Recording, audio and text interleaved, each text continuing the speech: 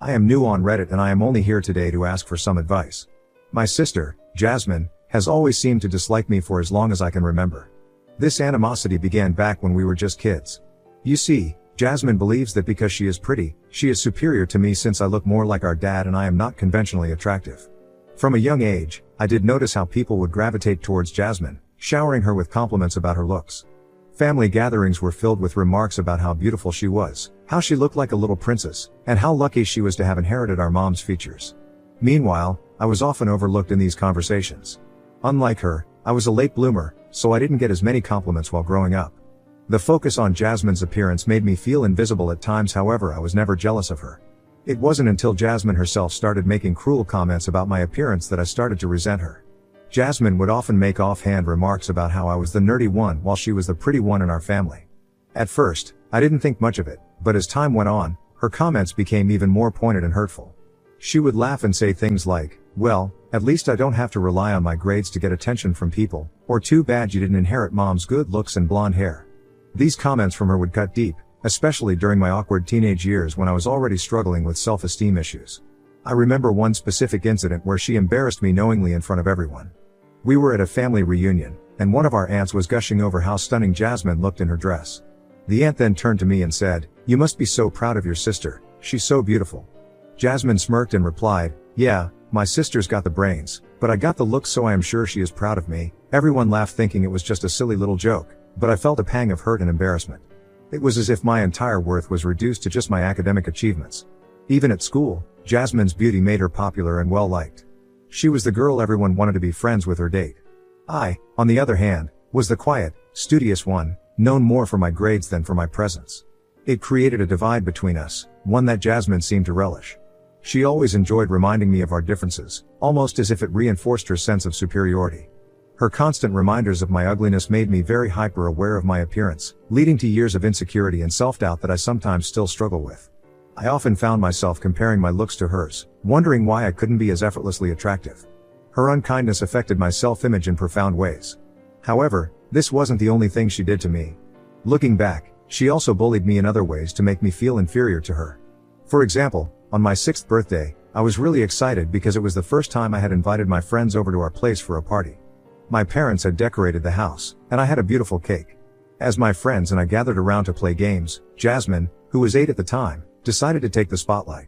She interrupted our game of musical chairs by loudly proclaiming that we were being too loud and that it was embarrassing for me and my friends to still play musical chairs at our age. Mom asked her to calm down and took her aside to talk. I thought Jasmine would stop with her antics after that, and the rest of the party went on without any more incident. Later, after the party, when I was opening my presents given to me by my family and friends, I discovered that I had been given the latest Barbie dollhouse. It even had a miniature kitchen and a makeup set. I was beyond thrilled about this since I loved playing with Barbie, but my happiness was short-lived.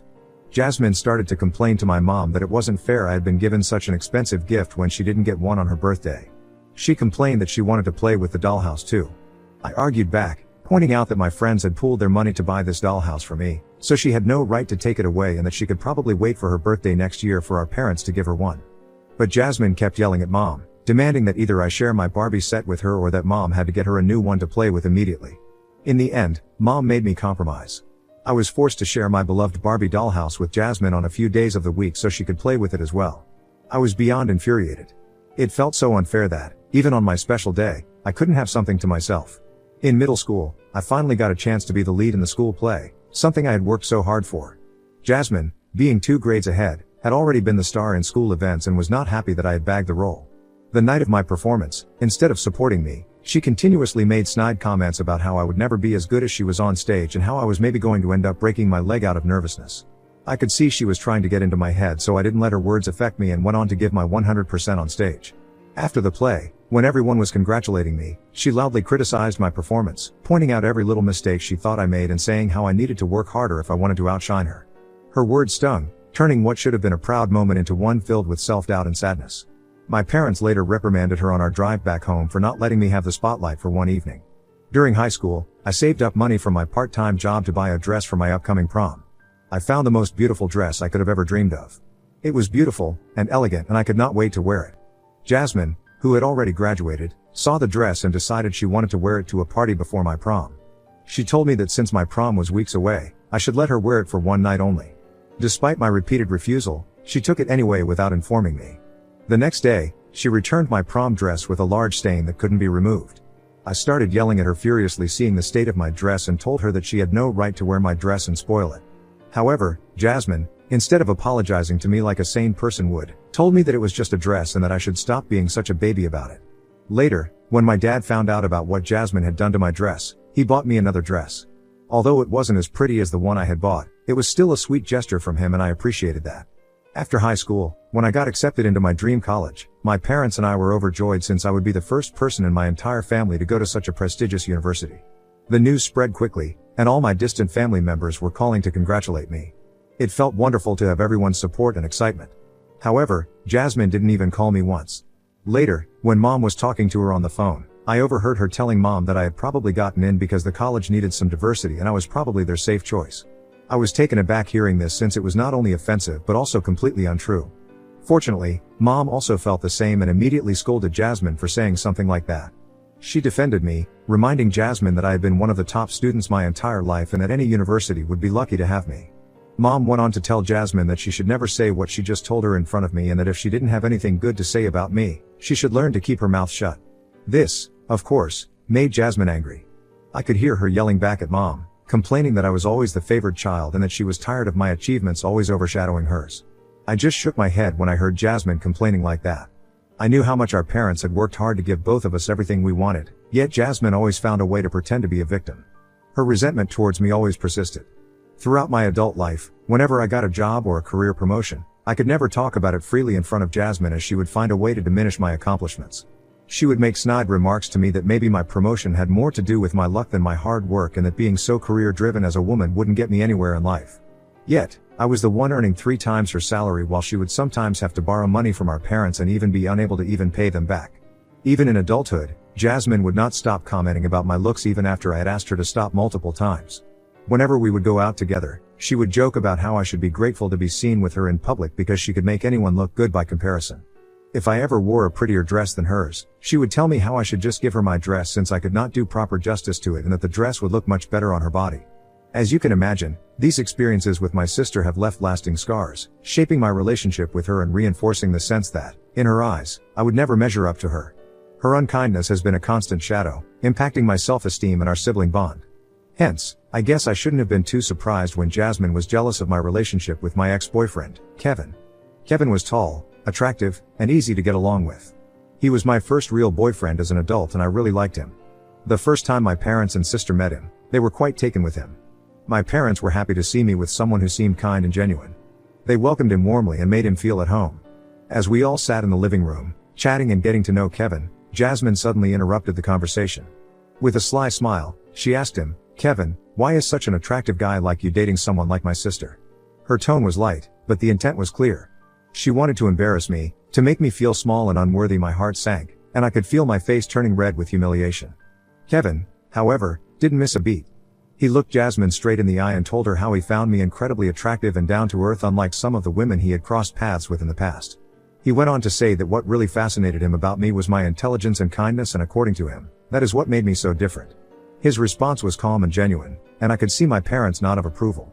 Jasmine's expression faltered upon hearing his reply. She wasn't expecting him to defend me so well. For the rest of the evening, she watched us closely, her eyes following our every move. I could feel her scrutiny, the way she seemed to be looking for any flaw, any reason to validate her jealousy and disdain. It made me uneasy, but I tried to ignore it and enjoy the time with my family and Kevin. Later that night, when everyone was getting ready to leave, I went into the kitchen to grab some leftovers to send home with Kevin.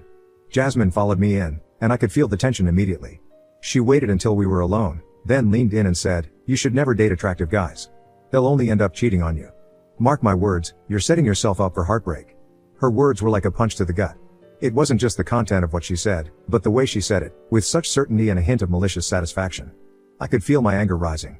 This was supposed to be a happy occasion, a chance to introduce Kevin to my family, and she was trying to ruin it as usual. I took a deep breath and replied, "Jasmine, that's none of your business. Your opinion was not asked for, and frankly, it's not welcome. I'm happy with Kevin, and I trust him. You don't get to undermine my relationship just because you're jealous of my hot boyfriend." Jasmine looked taken aback for a moment, but then her face hardened. She muttered something under her breath and stormed out of the kitchen, leaving me standing there, shaking with a mix of anger and frustration. Later, she told our mom about how I embarrassed her by not taking her advice and that as my sister, she was only trying to warn me. I decided after that meeting that I didn't want Jasmine anywhere near Kevin. I was worried that her jealousy and resentment could potentially sabotage our relationship. However, looking back, I realized my biggest mistake was not fully disclosing to Kevin the extent of my relationship with Jasmine. While he knew she was jealous of me, he didn't know about all the times she had tried to undermine me or steal my spotlight out of pure spite. In hindsight, keeping this information from Kevin allowed Jasmine to successfully manipulate him. Just to give the entire picture, I've had two best friends since college, Nina and Clint. Clint is gay, but before he came out of the closet, he had dated women and was still friendly with some of his exes. I've always been open about my friends, with whoever I dated, including Kevin. He never had any issue with Clint. However, one night after a late party with my friends, I returned home to find Kevin waiting for me, looking angry. He had a key to my place and had let himself in. His demeanor caught me off guard. Excited to see him, I went to hug him, but he pushed me away. Confused, I wondered if the smell of alcohol was bothering him and quickly apologized. However, he shook his head and asked me if I was out with Clint.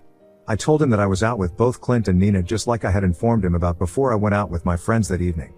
He then impatiently asked me if I was sleeping with Clint. I was taken aback, wide-eyed, and incredulous. I asked him what he meant, needing clarification, and Kevin repeated his question, accusingly. I reassured him firmly that no, I wasn't sleeping with Clint or anyone else. I couldn't understand why he would suddenly ask me something like that out of nowhere. He then opened his phone and showed me a series of pictures that Jasmine had sent him over social media. Apparently, my sister had been at the same bar at the same time where me and my friends were hanging out. It struck me odd that she hadn't even bothered to come say hello to me, yet had somehow taken secret pictures of me and my friends. As I zoomed in on the photos, I saw shots of me, Clint, and Nina laughing, hugging, dancing, and just enjoying ourselves like everyone else in the club. Kevin explained that Jasmine had sent him these pictures along with information about Clint's past relationships with women, which I had conveniently never mentioned to him. He asked me directly if it was true that Clint had dated women before his current boyfriend.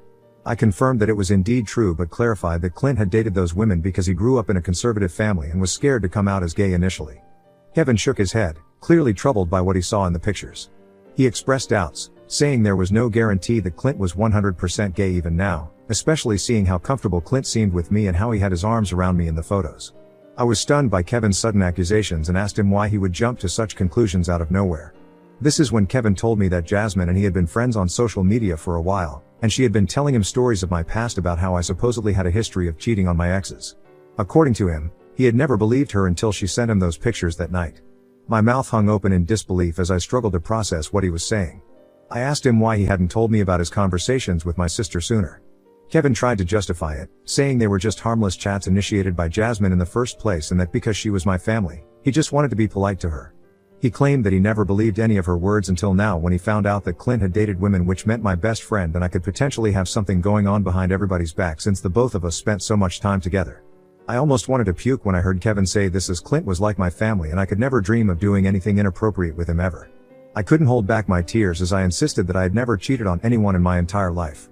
It was true, Elle had never had many relationships, and the ones I did have often ended with me being the one betrayed or sometimes the relationship simply fizzling out. However, Kevin seemed unwilling to believe me. Amidst my tears and explanations, I began to realize that I had done nothing wrong in this situation. I knew Clint and I were just friends and I had never cheated on Kevin. If he could trust my sister's words over mine, how could I ever trust him to be my partner for life? I stopped begging and apologizing and instead asked him to leave my house immediately. Kevin appeared taken aback by my sudden change in demeanor. He questioned whether this meant I had truly been cheating on him with Clint. Feeling a mix of frustration and hurt, I firmly reiterated that Clint was gay and that I had never cheated on anyone in my entire life. Yet, I also made it clear to him that I wasn't going to spend the rest of the night defending myself when he clearly had already made up his mind to blame me, no matter what. Long story short, it was a painful breakup. Kevin continued to hurl hurtful accusations and blamed me for everything, but I remained firm in my decision to break up. I am glad I never stayed with him because I know I deserve to be with someone who trusts me completely. However, I never forgave my sister for what she did. The next day, I decided to confide in our parents about everything Jasmine had done behind my back to sabotage my one-year relationship with Kevin. For the first time, I told them that if they continued to favor Jasmine over me, I would stop talking to them altogether. Thankfully, my parents were just as fed up with Jasmine as I was. They were appalled by her manipulation of my ex-boyfriend and her attempts to disrupt my life. Not only did they scold her severely, but they also decided to cut off all contact with my sister when she refused to accept her mistakes and did not want to apologize to me. They made it clear to Jasmine that they were ashamed of her actions as my older sister and that they could not let her anywhere near them if she was capable of doing such backstabbing to her own family members. Since then, neither I nor my parents have been in touch with Jasmine. Despite her attempts to reach out, my parents have remained true to their word and maintained their distance from her. Although I know my parents not talking to Jasmine is punishment enough for her, I still wanted to ruin her life just the way she had ruined mine. Over the past 3 years, I've been keeping tabs on Jasmine through our mutual friends. I've learned that she's been dating an older guy named Sam for the past few months, who is a divorcee from a really wealthy family. It seems he can provide her with the luxurious lifestyle she's always desired but could never afford on her own. However, it's clear that she's with him just for the money. I recently discovered from 1 or 2 mutual friends that we both share that my sister has been having an affair with her masseuse, whom she visits weekly. This information is quite well known among the ladies, as this is a small town, so it wasn't really that difficult for me to find out. 2 weeks ago, I heard from the same mutual friends that Jasmine had been pressuring her boyfriend to propose to her. Sam, who had recently gone through a divorce, felt it was too soon for such a commitment. However, apparently Jasmine persisted, insisting that they were meant to be and was expressing her desire to start a family soon due to her biological clock ticking. Upon hearing this, I knew it wouldn't be long before she had manipulated Sam to give in to her demands. I decided that it was time for me to inform Sam about what he was potentially getting into before he made any permanent decision. I did not have his contact number and I could not find him on either Instagram or Facebook. Then, it struck me that he might be on LinkedIn. This is how I have found his email address from his LinkedIn profile, and I intend to send him a detailed email explaining how Jasmine has been involved in an affair with her masseuse and why he needs to know her past before marrying her. Ida, if I tell my sister's boyfriend the truth which could potentially ruin her relationship the same way she ruined mine? Update 1. Okay, I knew when I posted my story, it would be controversial, but I was not expecting such polarizing views. While some of you agree that it is the right decision to warn Sam since he might be potentially heading into another bad marriage, the other half of you believe I am just being nasty to my sister for no reason. To those people, I would like to ask this question: if your partner was ever cheating on you, would you not like to know about their affair? Would you want to remain in the dark about their indiscretion? Would you want to get engaged to them when they are cheating on you behind your back? If your answer is that you would like to know the truth, then Sam also deserves to know the truth. Yes, I clearly hold a grudge against my sister and I have tried to work on the issue in other ways, but I want her to feel what she made me feel. She has always backstabbed me and never once apologized to me. I have never ruined her life or sabotaged her in any way, even after everything she has done to me. I will simply be telling Sam the truth. Whether he chooses to forgive her and decides to marry her or leave her is ultimately his call to make. Update 2. So, it's been 2 weeks since I last updated anything. So here it goes. Last week, I sent out an email to Sam. In the email, I clearly stated that Jasmine had been sleeping with her masseuse, including his name and the massage parlor she frequented. I urged him to investigate and also explained how my family and I had cut off contact with Jasmine because of her manipulative behavior in the past. I made it clear that my intention behind this email was simply to warn him so that he wouldn't be caught off guard. After I sent the email, several days passed without me hearing anything back from Sam. I couldn't shake off the worry that maybe he hadn't received it or maybe he didn't believe what I had shared. Then, unexpectedly, I received a response from him today. Sam began his email by expressing sincere gratitude for reaching out to him with the information. It turns out he had been finally convinced enough to propose to Jasmine and had even bought her a ring to propose to her that very day when he received the email from me. Fortunately, after reading my email, he decided to take some time and investigate the matter himself. He decided to follow Jasmine around for a few days, and this is how today, he was able to catch her red-handed with a masseuse at a hotel room. He told me that he had broken things off with her immediately. She had pleaded with him, telling him how it was just a one-time mistake, but he had informed her that I had already told him the truth about her affair, which had been going on for months. Sam emphasized how thankful he was to me that I had alerted him about the reality of his situation. He included his contact number and encouraged me to call him, wanting to discuss the matter more comfortably over the phone. When I called Sam, he was courteous to me. He opened up about Jasmine's multiple lies, not just about her affair but also about her family situation. Apparently, Jasmine had been fabricating stories to Sam throughout their relationship, portraying our family as abusive to justify why she had severed ties with us when in reality it was the other way around.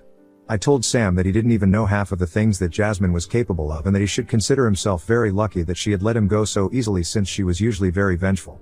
Overall, Sam and I had a nice chat and I wished him the very best for his future. After this, I had a feeling it wouldn't take long before Jasmine would either show up at my house or call me. Sure enough, about an hour later, I heard the doorbell ringing and loud banging on my door. I wasn't surprised to find Jasmine there, yelling insistently that we needed to talk about what I had done to her.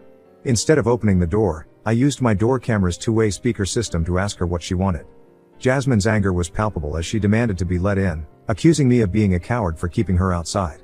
I stood my ground, responding firmly that she was the real coward in this situation. I pointed out that she had been dishonest by having an affair and now couldn't face the consequences on her own. This response silenced her, and she appeared embarrassed, starting to cry. She demanded that I speak to Sam and try to fix things between them since she could have gotten engaged to him if I had not interfered. I calmly informed her that I was already well aware of her situation because Sam and I had spoken about it. Upon hearing this, Jasmine's anger flared even more. She asked me if I was planning to date Sam and questioned if I was stooping so low as to deliberately hurt her by going after her man. I couldn't help but laugh at the absurdity of her accusation. I assured her that I had no interest in pursuing someone she was interested in, and Sam was no longer her man anyway. I reminded her that I was simply doing what she had done to me years ago with Kevin. Hearing my words, Jasmine erupted into yelling, insisting that I still had no right to do this. I stood firm, telling her that she couldn't really blame me for still holding a grudge against her and that she deserved every bit of pain she felt since I had gone through the same thing too. Jasmine continued to yell at me, some more, her voice filled with anger and frustration. Despite her loud protests, I remained resolute in my stance, refusing to let her in. In the end, seeing that I wasn't going to yield, Jasmine left, grumbling angrily to herself. Update 3, hey everyone. I have informed my parents about what I did to Jasmine. They reprimanded me when they found out everything and told me that I needed to forgive my past and stop being in this weird power struggle with my sister forever as it would only ruin my mental health. After our conversation, I do agree with them. Hence, I've decided to let go of any hard feelings toward Jasmine. I think we're even now, and I no longer want to waste energy hating her. That's all.